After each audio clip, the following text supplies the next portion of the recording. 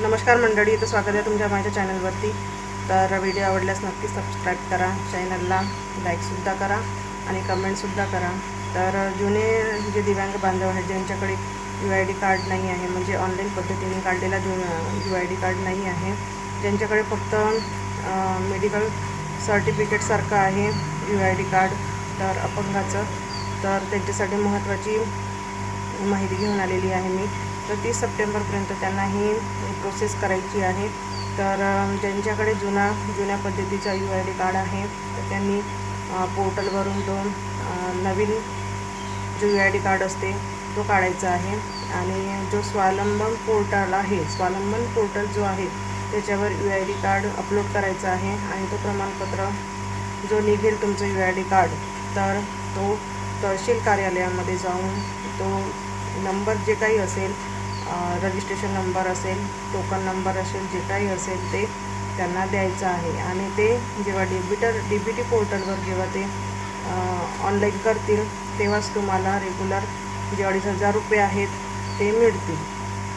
तर ज्या दिव्यांग बांधवांनी अजूनपर्यंत ही प्रोसेस केलेली नाही आहे तर त्यांनी नक्कीच ही प्रोसेस करून घ्यायची आहे, कारण 30 सप्टेंबर ही शेवटची तारीख आहे। त्याच्यानंतर तुम्हाला तुमचा लाभ बंद होईल आणि बंद झाल्यानंतर असंच होईल की आमचा लाभ का बरं बंद झालेला आहे, आम्ही तर सगळं केलेलं आहे।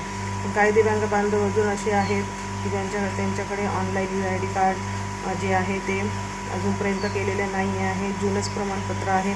तर त्या जुनंच प्रमाणपत्रावर ते आतापर्यंत सगळं म्हणजे चालवत आहेत। आणि आधीची योजना आहे ही, तर त्या नुसत्या प्रमाणपत्रावर सुद्धा CS सर्टिफिकेटवर सुद्धा ही योजना जी आहे ती सँक्शन केली जायची आणि त्याच्यावर सगळं प्रोसिजर व्हायचे। पण आता कसं झालं आहे, आता सगळं ऑनलाईन झालेलं आहे आणि नवीन पोर्टल येत आहेत, नवीन सगळं ऑनलाईन होत आहे, तर त्याच्यामुळे सगळ्यांना त्रास होत आहे। तर पण योजना घ्यायची आहे तर आपल्याला थोडं तरी त्रास करावंच लागेल। आणि नवीन येत आहे, तर त्याच्यामुळे ही सगळी धावपळ दिव्यांग बांधवांची होत आहे। तर जे आधीचे जे जुने लाभार्थी आहेत तर त्यांच्यासाठी ही महत्त्वाची माहिती आहे।